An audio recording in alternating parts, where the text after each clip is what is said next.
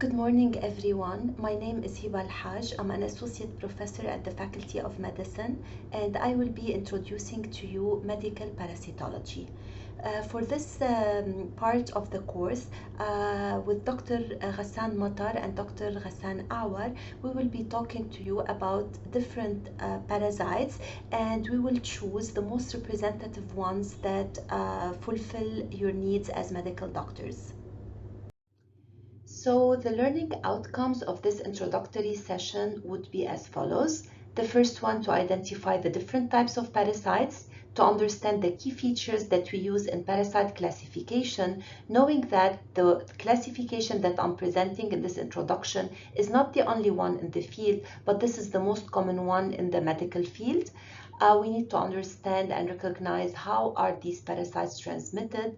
Then we will move to focus in the second part of the session on the intestinal and urogenital protozoa, identify their transmission, their diagnostic stages, the clinical manifestations and diseases that are caused by select intestinal and urogenital protozoa, how to diagnose these parasites, what are the techniques that we use in that sense, and then to understand the principles of parasite control and the prevention strategies at the end of the session.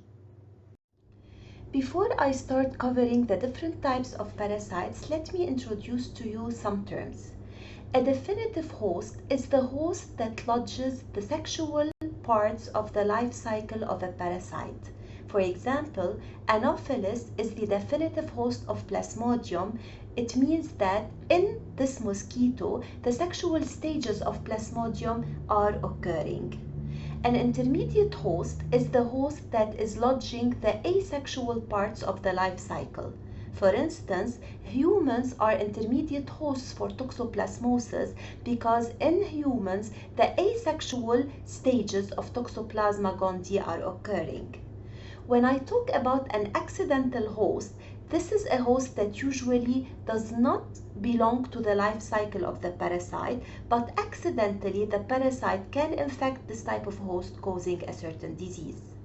When we talk about a carrier is usually a person who does not show symptoms but still is capable of transmitting the infection. As for different types of parasites, we talk about endoparasites, and we mean by that the parasites that live within the body of the host. For instance, Plasmodium is an endoparasite of humans. Toxoplasma is also an endoparasite of humans. Giardia is an endoparasite of humans. Whereas when we talk about ectoparasites are organisms that live on or within the skin of a host. For example, mites or some arthropods can belong to this category. One of the most common and used ways to classify parasites is according to their number of cells. For instance, protozoa are unicellular parasites, whereas metazoa are multicellular parasites. Always recall that parasites are all eukaryotic cells. When it comes to classify protozoa and metazoa, there are also different methods that are used. For instance, protozoa are divided according to whether they are intestinal and urogenital protozoa or blood and tissue protozoa. And the best way to divide these is according to the way they move. For instance, amoebas have false feet to move. Flagellates move by the mean of beating their flagella, and these include Giardia lumblia and Trichomonas vaginalis, Giardia lumblia being an intestinal protozoan and Trichomonas vaginalis being a urogenital protozoan. Ciliates move by the mean of beating their cilia, and the only pathogenic species known in human is Balantidium coli, and it is responsible for diarrhea. Now, when these intestinal and urogenital protozoa do not move, they fall under sporozoa, and there are several parasites falling under this category. One example is Cryptosporidium parvum, which is causing diarrhea that becomes really problematic, specifically in immunocompromised patients. Now, for the blood and tissue protozoa, there are no amoeba, so no parasites under this category move by force feet or pseudopods. There are no ciliates because the only species is Balantidium coli and it is an intestinal protozoa. So the only two types of parasites that fall under this category may move by the mean of their flagellum, and these regroup Leishmania species and Trypanosoma species, and the sporozoa which do not move, and under these we can take the two examples of Plasmodium, which is responsible for malaria, and Toxoplasma, which is responsible for toxoplasmosis, and that is a disease most commonly transmitted by cat stool. As for metazoa, which are the multicellular eukaryotic parasites, these can be divided into helminthes and arthropods. For the arthropods, there are some that cause diseases and some that are vectors to transmit either protozoan parasites or even metazoan parasites. So when we talk about helminthes, we do not classify them according to the way they move, but rather we classify them according to the shape of their body. So these can be either flat, these are the platyhelminthes, or round, these are the nemathelminthes. Now, under platyhelminthes, we find two main shapes in the worms. These can be either tapeworms or ribbon-like worms, and these are the cestodes, or they can be leaf-like, and these are called the flukes or trematodes. For the roundworms, these are usually nematodes, and they have cylindrical body. So again, in addition to the number of cells that divide parasites into protozoan and metazoan, protozoan are divided into intestinal, urogenital, or blood and tissue protozoans. These can be further divided according to their way of locomotion, so they either move by flagella or by cilia or by pseudopods or false feet, or even they do not move, and these are the sporozoans. Under blood and tissue protozoans, we usually find also flagellates and sporozoans. Under the category of metazoan, we divide them according to the shape of their body into either flat worms, and these can be ribbon-like, which are the cestodes, or leaf-like, which are the trematodes, or simply the round. Let us start with the first part of parasites, which are the protozoa or the single-celled organisms. These again are classified based on their mode of locomotion. These may be free-living or symbiotic. They have a small size that ranges between 2 and 100 micrometers. They are all eukaryotic, which means that they have a nuclear envelope separating their DNA from the rest of the cytoplasm, and usually they have structures that are called karyosomes, which represent basically clumped chromatin. Others may display dispersed chromatin. Their mode of reproduction may vary according to species. It might happen by merogony, which is binary fission, by schizogony, which is multiple fission, or even by sexual reproduction, and here we talk about gametogony or sporogony. As for the respiration of this category, they are all facultative anaerobic parasites. The way these protozoa acquire their organic nutrients differ between different species. For instance, amoebas acquire their nutrients by pinocytosis or phagocytosis. Flagellates acquire their nutrients by a cavity that is called peristome, whereas ciliates acquire their food by another oral groove that is called a cytostome. As for coccidia or sporozoa, which do not move, they acquire their food by simple. According to the type of protozoan parasite, the stages of the life cycle may occur in three forms. We can talk sometimes about cysts, which are resistant infective forms of the parasite that are responsible for transmission.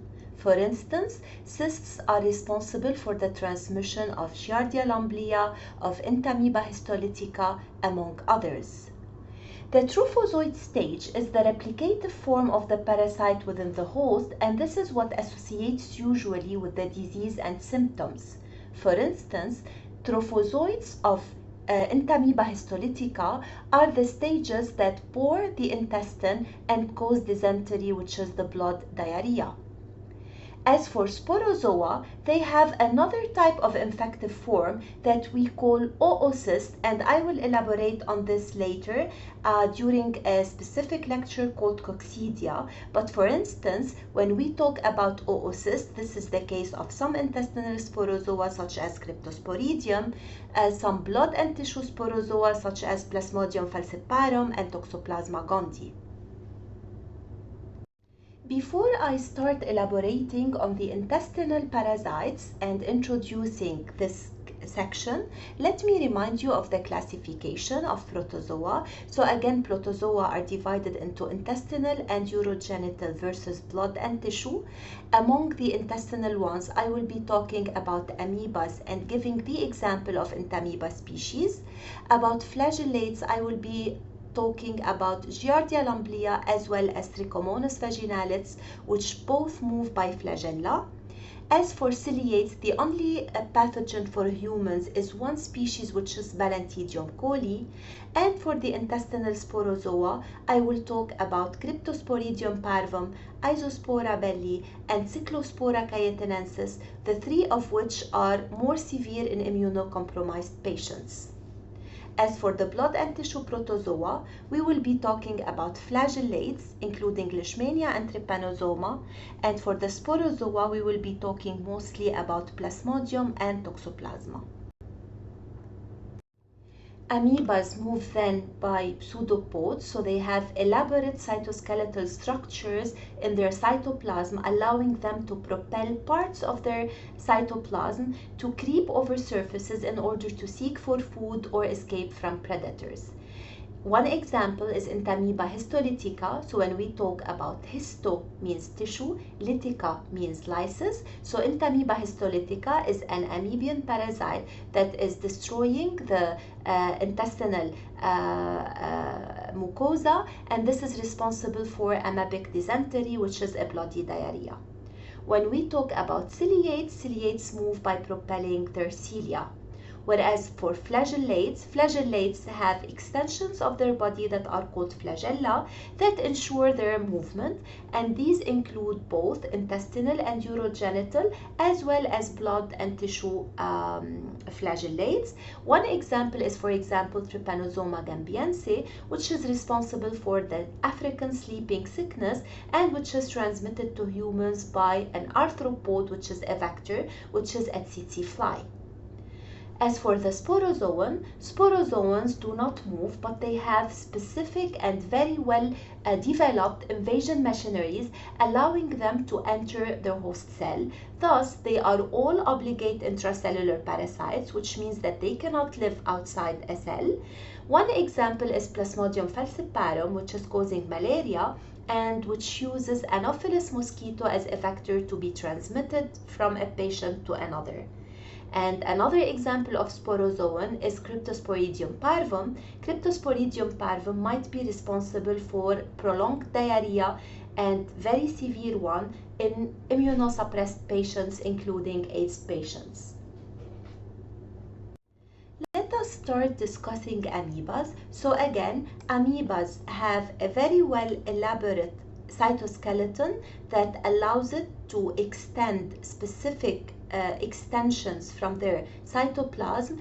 These extensions are called pseudopods or false feet. They use these in order to creep over surfaces, to absorb food nutrients, or even to escape from predators. Most amoebas are not pathogenic. However, there are some pathogenic ones, including Entamoeba histolytica. Entamoeba histolytica, which lyses basically the colon, and it feeds on red blood cells and on bacteria. This is why it associates with dysentery or bloody diarrhea. There are two stages in the life cycle of Entamoeba histolytica: the vegetative replicative stage, which is called the trophozoid, and the transmission form, which is Entamoeba cyst. In a bloody diarrhea from a patient, in a fresh stool from that patient, basically, we might see both the trophozoids and the cysts. However, if we leave the stool preparation until the next day, what we will be seeing are Entamoeba histolytica cysts, because The trophozoites disintegrate under ambient atmospheric oxygen pressure. And this is the example of a colon which is basically lysed by Entamoeba histolytica. You just need to look at this clumped chromatin inside the nucleus, and this is what we called karyosome on previous slides. The second part of intestinal parasites will be about flagellates. So flagellates are ancient protozoa. They move by beating their flagella that you can see here at this level, here, here. So these are extensions that allow them to move. They ingest their food by an oral cavity that is called peristome. They usually are symbionts in animal digestive tracts. However, some of them are pathogens, and these include, for example, Trichomonas vaginalis, which is a urogenital flagellate that infects humans. It includes also Giardia lamblia, and this is another intestinal flagellate that causes diarrhea in humans. And basically for Giardia lamblia, there are again two stages in the life cycle: the trophozoite replicative vegetative stage, and the cyst, which is ensuring the transmission of the parasite, and that is seen in the human stool. So again, the two intestinal and urogenital flagellates that we will be covering in this part are Giardia and Trichomonas, whereas Giardia includes in its life cycle two stages, which are the replicative stages called trophozoite, and the cyst stages, which are the transmission stages. Trichomonas vaginalis has only the trophozoite stage, so there is no cyst in the life cycle of Trichomonas. This means that for Trichomonas, if we are to diagnose a patient, we have to identify the trophozoites quickly in the vaginal discharge, otherwise they will be destroyed by the ambient oxygen pressure. As for Giardia, Giardia is an intestinal parasite that basically has a replicative stage, which is the trophozoite that possesses two nuclei, and it has a transmission form, which is the cyst stage. The disease or the diarrhea caused by Giardia is usually foul smelling. It is called steatoria, and it is very rich in lipids, whereas that of Entamoeba histolytica is a bloody diarrhea called dysentery. So these are differences that you have to note between Entamoeba, Giardia, and Trichomonas. Again, Entamoeba histolytica has the trophozoite and the cyst stage in the life cycle, and it is responsible for bloody diarrhea.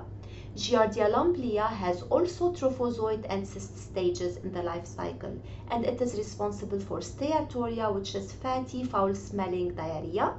Whereas Trichomonas is a urogenital parasite, it only has trophozoite stage in the life cycle, and it is responsible for infections in mostly women, but can be also in some.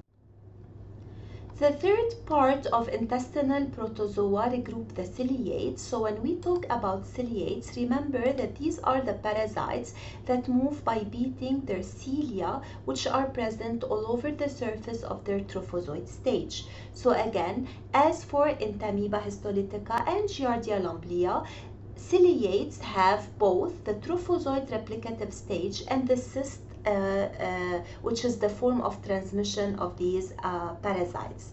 And as I told you previously, there is only one species among ciliates which is pathogenic to humans, which is Balantidium coli, and this is causing diarrhea that resembles the one that is caused by Entamoeba histolytica, which means that it is a bloody diarrhea. And if you look at the trophozoite characteristics, you can see that the ingestion of food happens by a cytostome. These parasites have contractile vacuoles that allow them to control the osmotic pressure.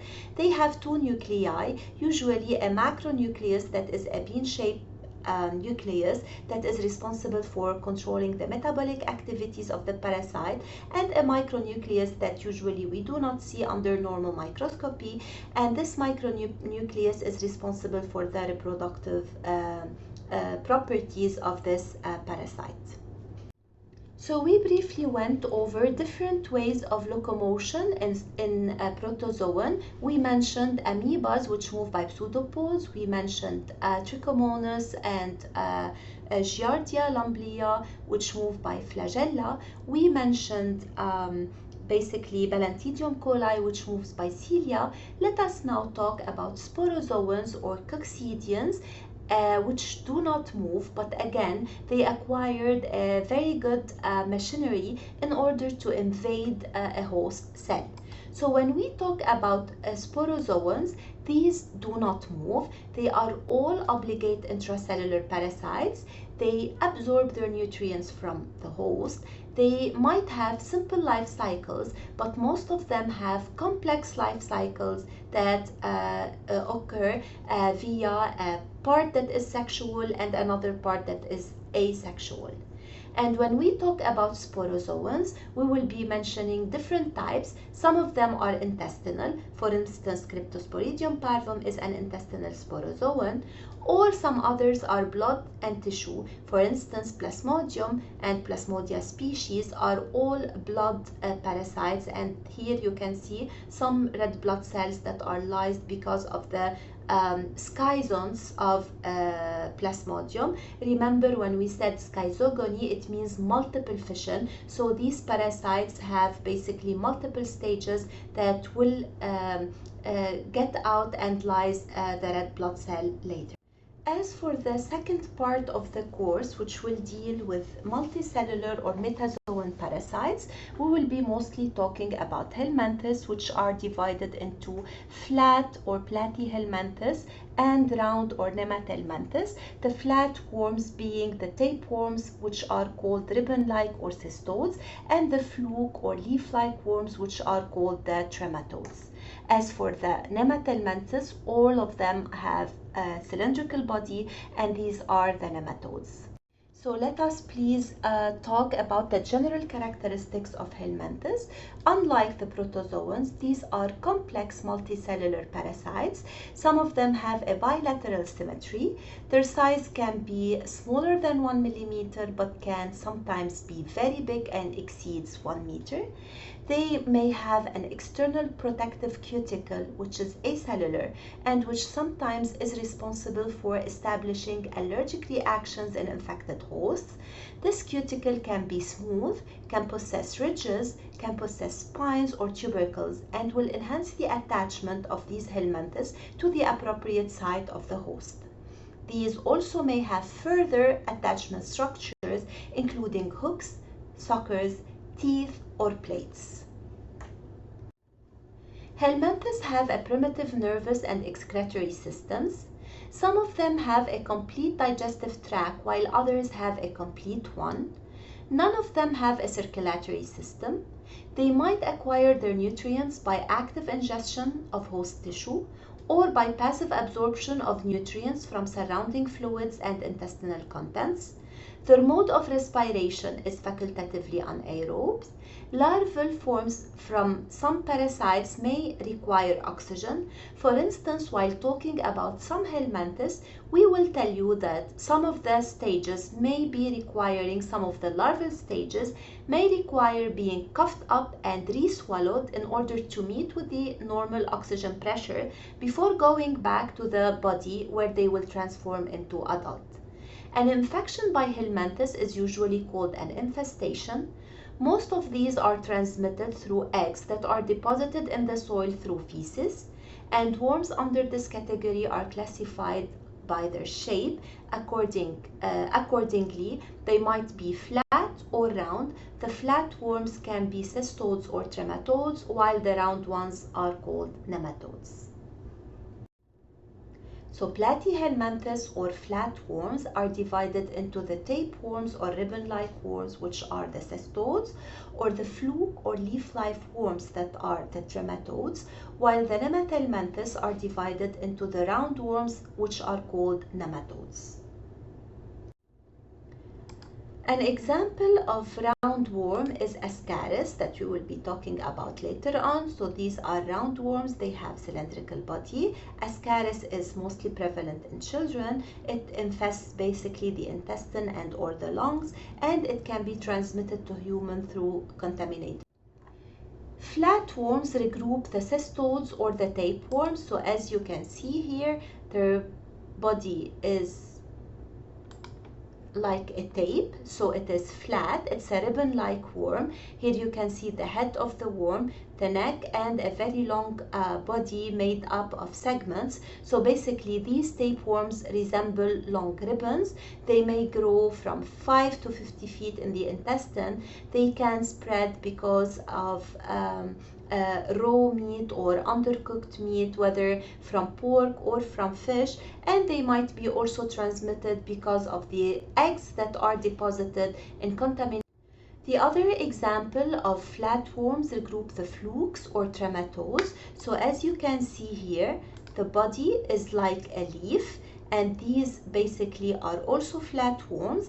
They invade the blood, they invade the lung, the liver, and the intestine according to the different parasites. After giving you an overview of the general classification of parasites, their general properties, whether protozoa or metazoa, I will elaborate more on the intestinal and urogenital protozoa. The first part we will be talking about includes Entamoeba species, and I will be mostly talking about the pathogenic Entamoeba histolytica, keeping in mind that there are other species that can be non-pathogenic and can be seen accidentally in the stool of patients. Entamoeba histolytica is the most pathogenic form of amoebas. Histo means tissue, lytica means lysis. So Entamoeba histolytica is causing the disease by lysing the intestine and causing amoebiasis. Amoebiasis has a worldwide distribution, and its incidence is highest in areas characterized by a poor hygiene. The transmission mainly occurs by contaminated food or water. It can also be happening through oral anal sexual intercourse, and sometimes direct trophozoid transmission can produce cutaneous amoebiasis. The life cycle of amoeba regroups two stages, the cyst and the trophozoid stage. Let me start with the cyst stage, which is the form of transmission of the parasite. Basically, the cyst, which is going out from a carrier or a patient by the feces, is mainly a form of transmission of the parasitic infection from one person to another, and that happens basically by ingestion of contaminated food or contaminated water. So the usual fecal oral route of infection by any intestinal parasite. And when you look at these two pictures, this is an Entamoeba histolytica mature cyst, and this is an Entamoeba histolytica immature cyst. The structure of these cysts and how do we diagnose them will be covered later on in the lab lectures.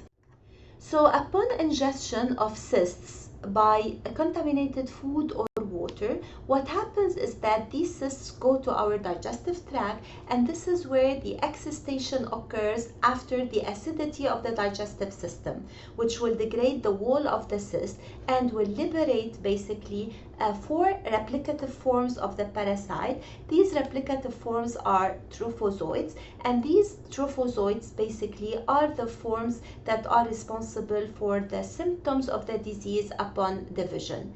And again, I would like to dwell your attention to the nucleus of these trophozoids, and more importantly to the clumped chromatin that forms the karyosome inside these nuclei, and this is characteristic of the trophozoids of Entamoeba histolytica whenever these karyosomes are central. And I will be elaborating more on this feature in the lab virtual session. Briefly Briefly, the life cycle of Entamoeba histolytica starts upon ingestion of mature cysts in contaminated food or water. It goes to the intestine, where the acidity between the stomach and the intestine will degrade the wall of the cyst and will liberate the trophozoite replicative stage, which will further divide until basically harming the intestine.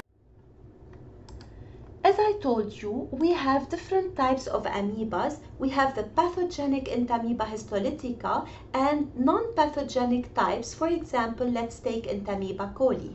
If we are to compare the trophozoite and cysts of Entamoeba histolytica versus the trophozoite and cysts of the non-pathogenic Entamoeba coli, we have to distinguish. In Entamoeba histolytica cysts, we usually count 4 nuclei with a central karyosome, which is clumped chromatin inside these nuclei.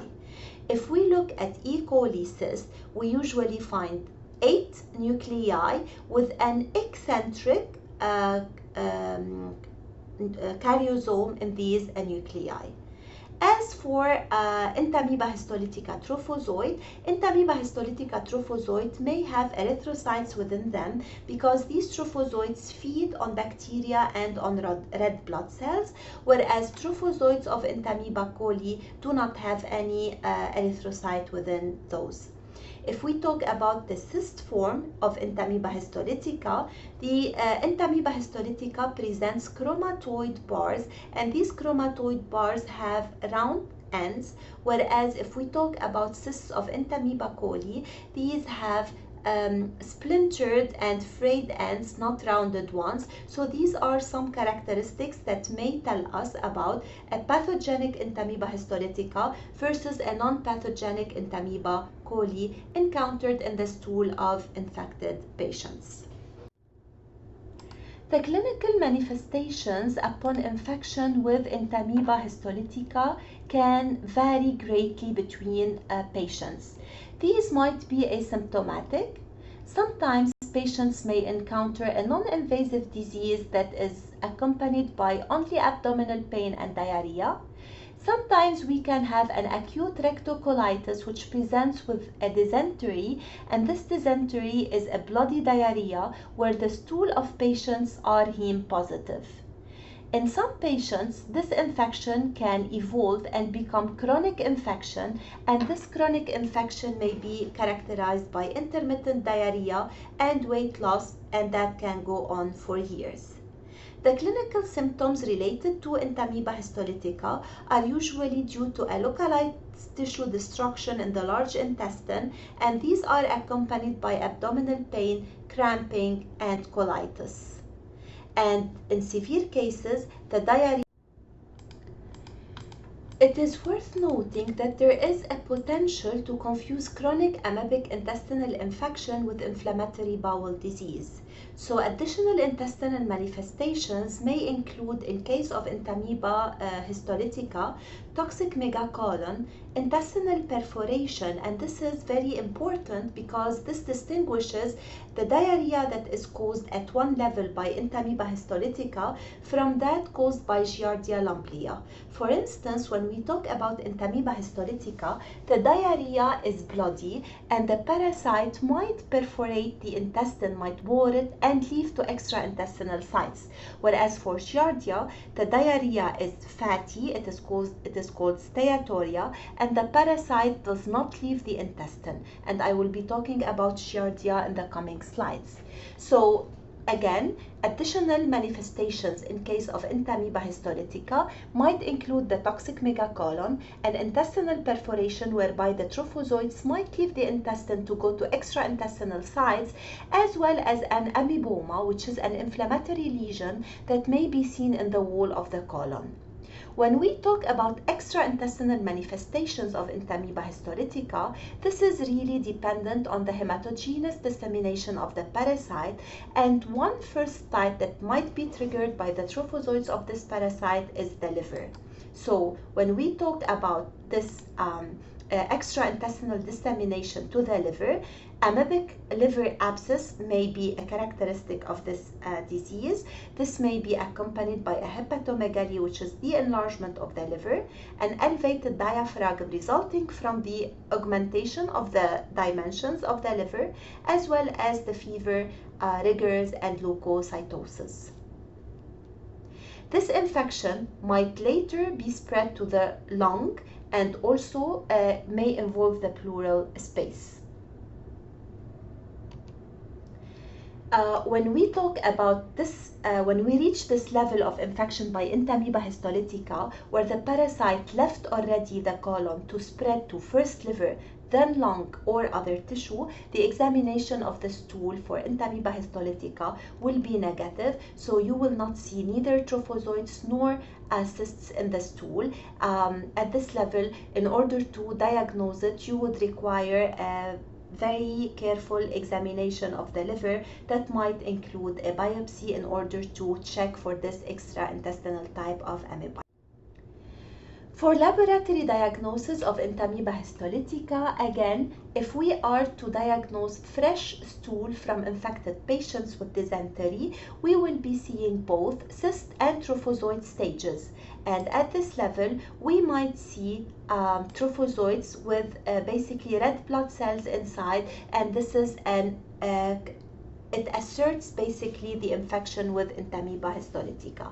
Now, if we leave the stool till the next day, trophozoites will disintegrate under the ambient oxygen pressure, and what we will be seeing are the cysts. So at this level, in order to see the cysts and to diagnose Entamoeba histolytica, we should be able to count 1 to 4 nuclei having a central clump nucleosome inside, and we can see the chromatoid bodies having round ends, which are characteristic of Entamoeba histolytica cyst. Now, if the examination is negative, this might require collection of multiple stools to ensure detection of amoeba, since they might be sometimes concentrated in margins of ulcers. And again, as I told you on previous slides, there are features that characterize Entamoeba histolytica cysts and trophozoites from those of commensal non-pathogenic amoebas, and we took the example of Entamoeba coli to make a difference. Now, if we have negative stools and we still are suspecting Entamoeba infection, this might be due to the extraintestinal migration of amoeba from the intestine to other sites, including liver or even lungs. So first of all, if we encounter negative stools, we need to have a sigmoidoscopy to detect cysts and trophozoites in crypts of the intestine. If still negative, we might need to go and seek for more careful examination of the liver and sometimes of the lungs and the pleural fluid. In addition to the microscopic examination of the stool of patient that either will show us trophozoites or cysts in the stool, if we're talking about fresh collected stool, or cysts later on, or even in negative patients that might be negative because of extraintestinal amoebiasis, those patients can undergo first a serology exam, whereby it is required and it will give positive results for all patients having extraintestinal amoebiasis. Now, only 80% of patients that still have the intestinal amoebiasis are positive by serology.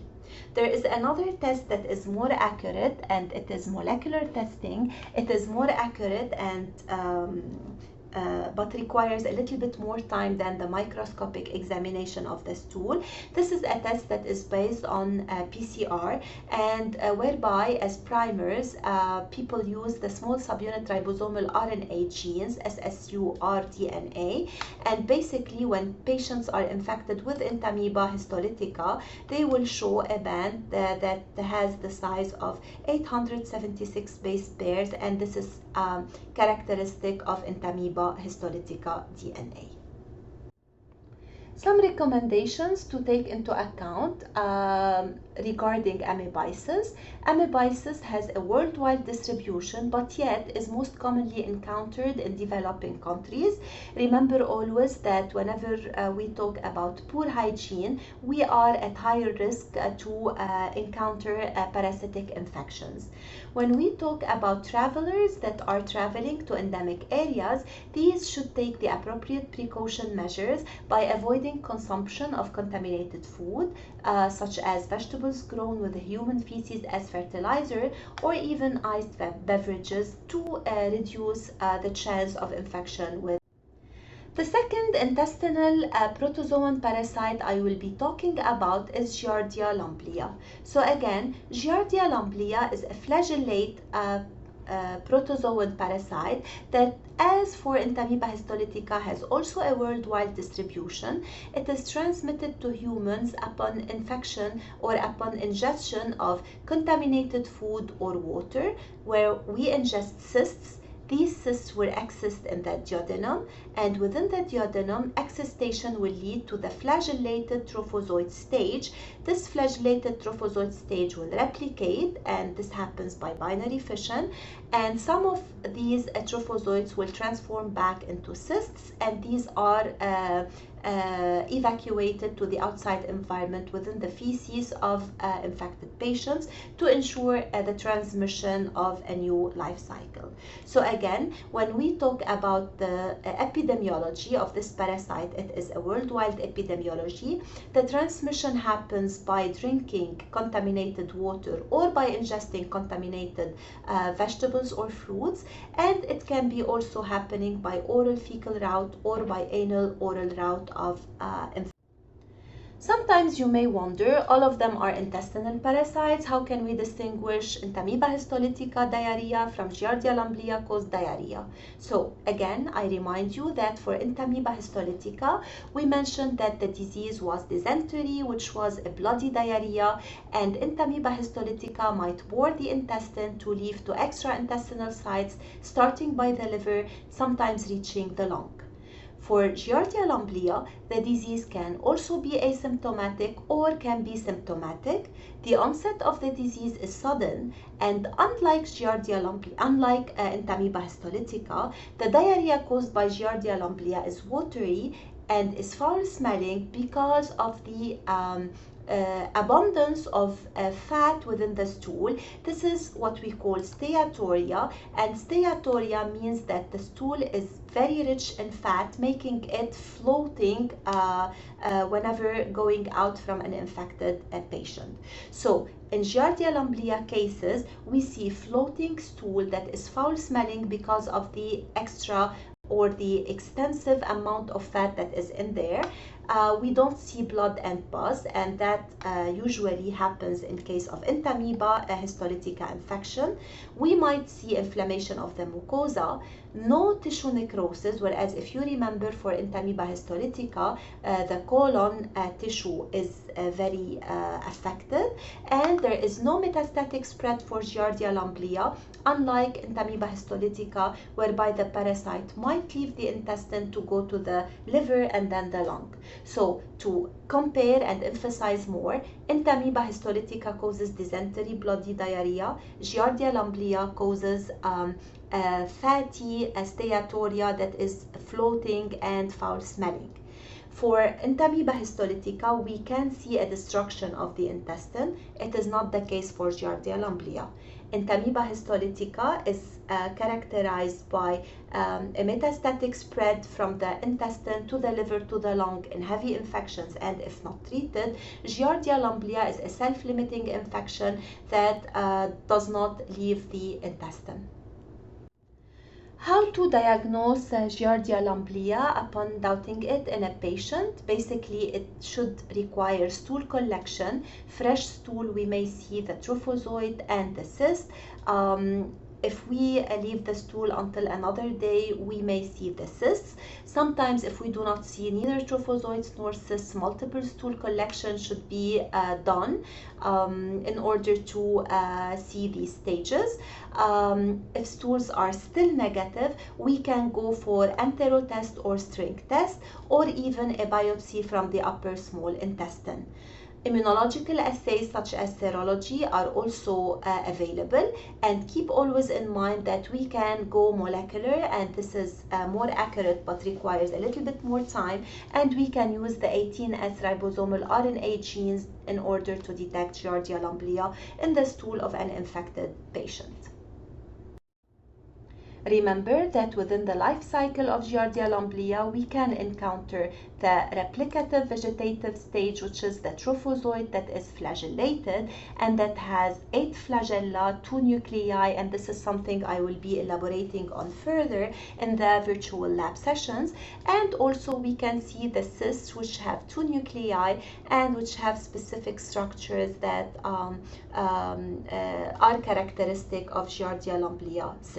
As for the accurate molecular diagnosis of Giardia lumblia, we can also go for the PCR of the 18S ribosomal RNA gene in Giardia lumblia, and this will show a band of 183 base pair in positive patients for this parasite.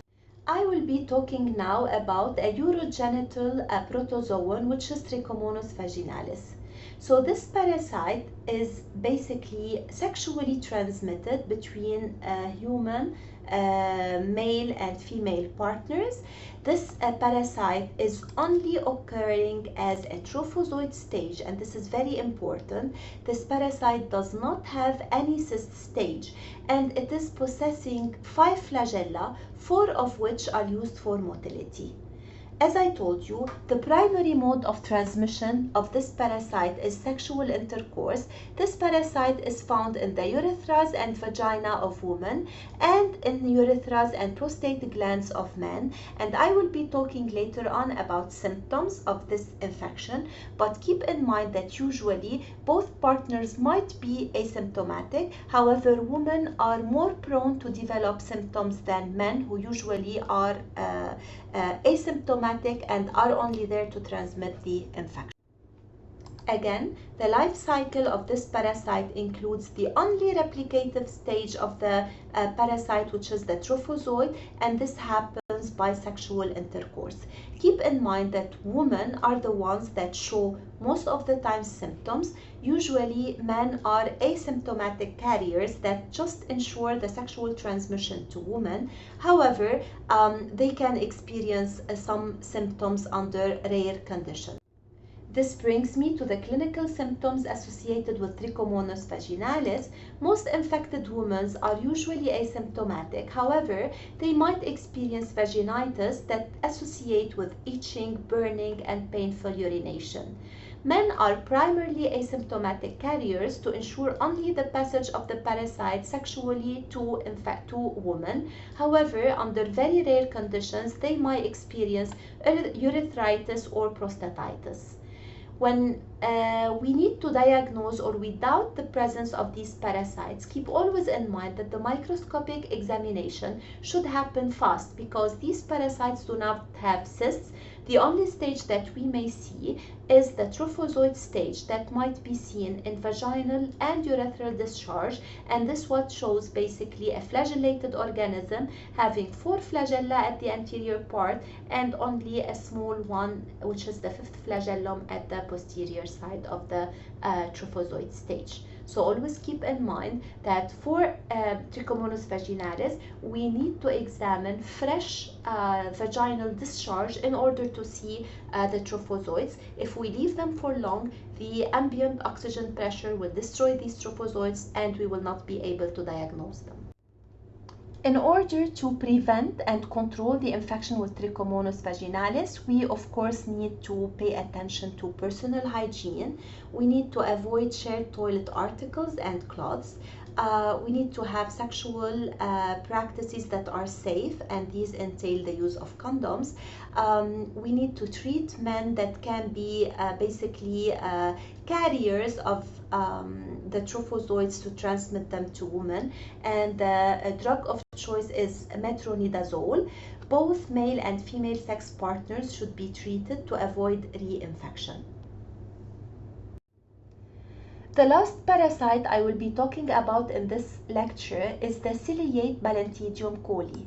So I just want to remind you that this ciliate is the only pathogenic species that is known to infect a human.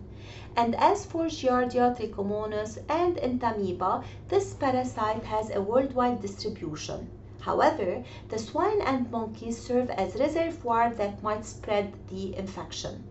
Transmission of this parasite might be like any other intestinal parasite by oral fecal route of infection. Food handlers and people in contact with swine are at higher risk of encountering this infection, and in literature there are outbreaks that were described to be associated with contamination of water supply with swine feces.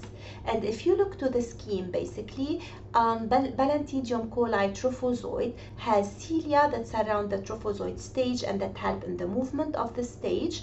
It has two contractile vacuoles that enable the control of the osmotic pressure. It has the oral groove, which is the cytostome, ensuring the nutrient absorption. The waste discharge happens by exocytosis, and the trophozoite presents two nuclei, a macronucleus that is responsible for controlling the metabolic activities of the parasite, and the micronucleus, which is responsible for controlling the reproduction of this parasite.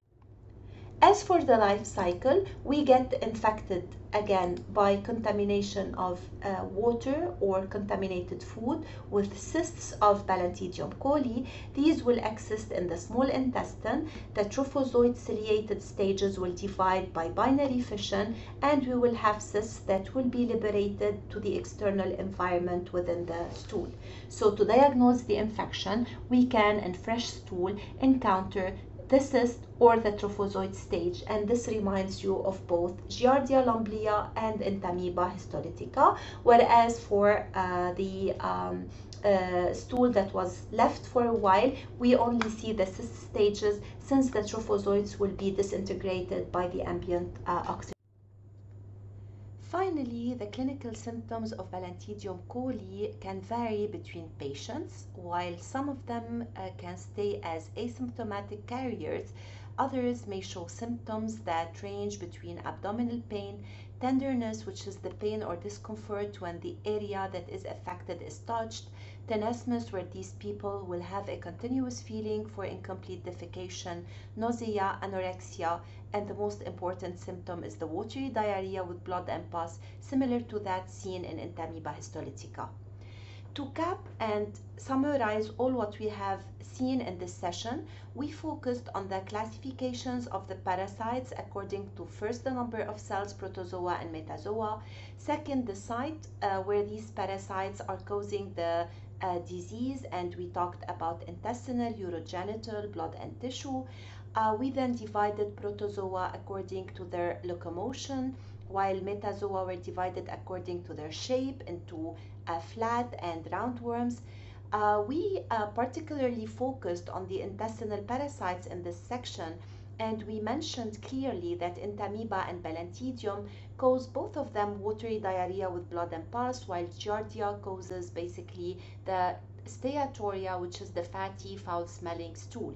We also mentioned that these parasites can be diagnosed while looking at the feces of the patients.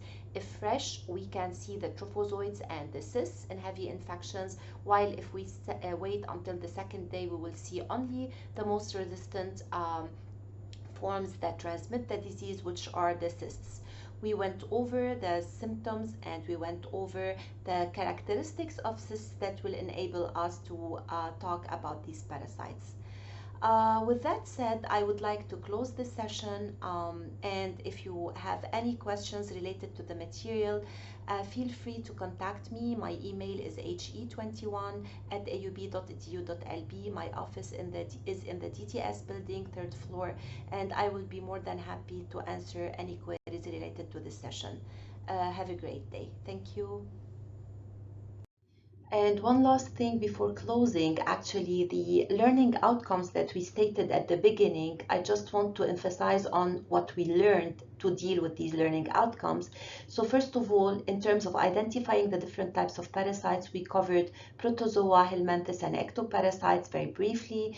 When we wanted to understand the key features used in parasite classification, we clearly mentioned that protozoa are divided according to their locomotion in addition to their site of infection, and helminthes are mostly divided according to the shape of the worm into cestodes, trematodes, and nematodes. We mentioned the transmission mode of some of these parasites.